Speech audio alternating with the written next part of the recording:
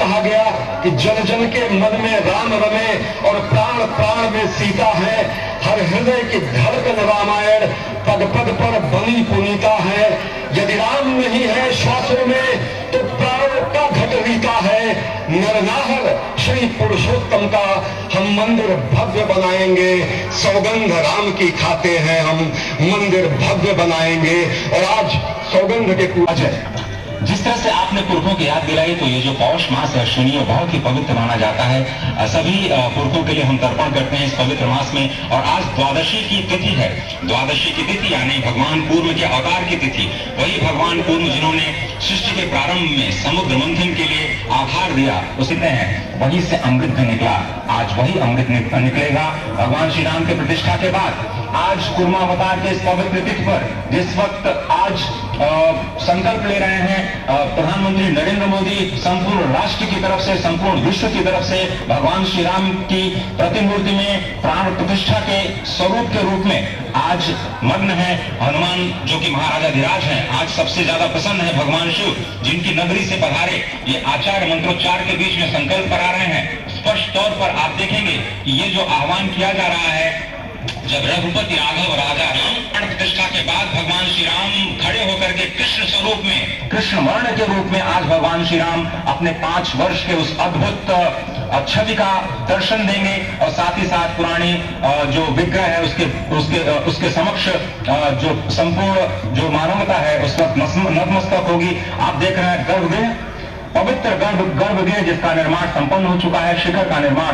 संपन्न हो चुका है। और ये अद्भुत क्षण जब प्रधानमंत्री इस वक्त श्री राम लला के सामने पहुंचने वाले हैं। प्रधानमंत्री मोदी ठीक उसी तरह से जैसे भगवान श्री राम ने राज्याभिषेक से पहले भूमि पर शयन किया, भगवान श्री राम ने राज्याभिषेक से पहले जैसे अन्न जल का त्याग किया, महर्षि वशिष्ठ के कहने पर उन्होंने सारी ಈ ದಿವಸ ಇಷ್ಟು ವರ್ಷಗಳ ಜನಗಳ ಕನಸು ಅನ್ನುವಂಥದ್ದು ಇಲ್ಲಿನ ಒಂದು ಪ್ರಾಣ ಪ್ರತಿಷ್ಠಾಪನೆಯಲ್ಲಿ ಹೇಗೆ ಈಡೇರ್ತಾ ಇದೆ, ಅಂತಹ ಪ್ರಾಣ ಪ್ರತಿಷ್ಠಾಪನೆಯನ್ನ ಎಲ್ಲ ಜನಗಳ ಪ್ರತಿನಿಧಿಯಾಗಿ ಯಜಮಾನ ಅಂದ್ರೆ ನಾನು ಅವಾಗ ಹೇಳಿದ್ದೀನಿ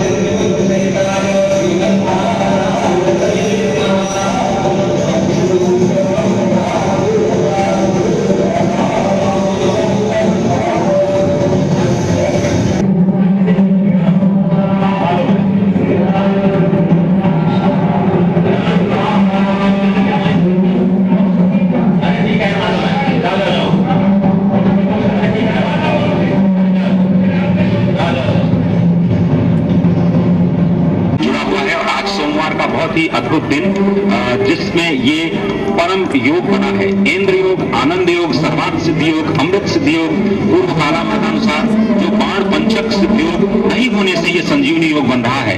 आप स्पष्ट तौर पर समझिए कि ये जो पंचबाण है, पंचबाण न होने से ये संजीवनी योग और अग्नेश मंगल योग होने से, नवमेश गुरु की परंपरा दृष्टि होने से राजयोग बन रहा है। इस अद्भुत क्षण में, इस अद्भुत योग में ये जो प्राण प्रतिष्ठा होनी है 12:30 बजे, जिसके लिए 84 सेकंड का समय निर्धारित किया गया है। आप समझिए कि मकर में इस वक्त भगवान सूर्य हैं और उनके होते हुए पौषे राज्य विविधा स्यात् यह बृहस्पति वचन यहाँ चरितार्थ होता है। तो ऐसे में मंगल प्रसंग में सभी को सम्मिलित होने का जो प्रण है, भगवान श्री राम को यहाँ पर लाने का जो मुहूर्त है वो अद्भुत है। और इससे राम राज्य की प्रतिस्थापना करने में भारत को अवश्य मदद मिलेगी। और इसी संकल्प के साथ आज इस प्राण प्रतिष्ठा समारोह की शुरुआत हुई है। और अब से थोड़ी ही देर में वो दिव्य क्षण आने वाला है जब भगवान श्री राम में, जिसका समूचा चराचर, यक्ष, गंधर्व, सुर, नर, हर कोई आकर उसका साक्षी बन रहा है। समूचे भारत के सभी पंथ, संप्रदाय, मतांतर, सभी धर्मों के धर्माचार्य, महामंडलेश्वर, हर कोई यहाँ मौजूद है। और निश्चित तौर से अगर देखें तो इन्हीं क्षणों